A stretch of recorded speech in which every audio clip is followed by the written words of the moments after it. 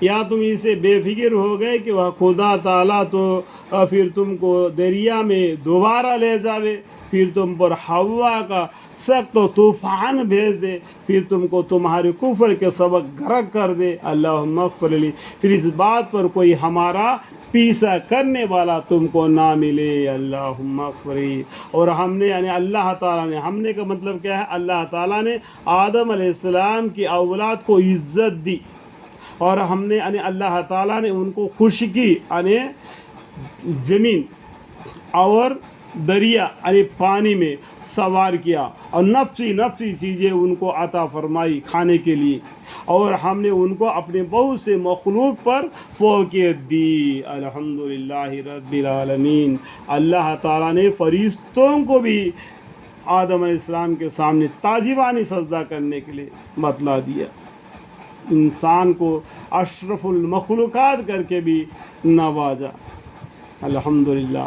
جس روز اللہ تعالیٰ تمام آدمیوں کو ان کو نام اعمال سمیت بلائیں گے، یہ بولتے ہیں کہ ہماری زندگی یہی ہے، ہم کوئی مرتا ہے جب کوئی جیتا ہے، کوئی ڈیتن لائف ہے ہی نہیں۔ منہا خلقناکم وفیہا نعیدکم ومنہا نخرجکم تارۃ اخری۔ سمجھ میں؟ جس روز ہم تمام آدمیوں کو ان کے نام اعمال سمیت بلائیں گے، پھر جس کا نام اعمال اس کے دہنے ہاتھ میں دیا جائے گا، ایسے لوگ اپنا نام اعمال پڑھیں گے اور ان کا ذرا نقصان نہ کیا جائے گا۔ یہ دہنے ہاتھ والوں کے لیے بتایا، ٹھیک ہے۔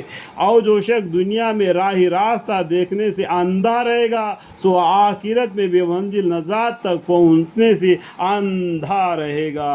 ارے دنیا میں جب آنکھ ہوتے تھے موت جنازہ دیتا ہے، اور دنیا کے اندر آنکھ دھونے کے بعد بھی اندھا بن کے دین اسلام کو جھٹلا کے زندگی گزار دیتا ہے، اس کے بارے میں بولتے ہیں، اور جو شخص دنیا میں راہ راستہ دیکھنے سے اندھا رہے گا، سو آخرت میں منزل نجات تک پہنچنے سے اندھا رہے گا اور زیادہ راہ گم گردہ ہوگا۔ یہ کون ہے؟ بائیں ہاتھ والے ہیں۔ یہاں پر کیا ہے؟ دو باتیں بتا دیے، دہنے ہاتھ والے اور بائیں ہاتھ والے، اور مقربین ہوں گے۔ یعنی کل قیامت کے دن یہ تمام لوگ تین طریقے کے ہو جائیں گے، ایک تو مقربین، دوسرا دہنے ہاتھ والے، تیسرا بائیں ہاتھ والے۔ سمجھ میں؟ اور یہ کافر آپ کو اس چیز سے بچانے پھسلانے ہی لگے تھے کہ ہم نے آپ پر وحی کے ذریعہ سے بھیجے ہیں تاکہ آپ اس کے سوا ہماری طرف غلط بات کی نسبت کرے۔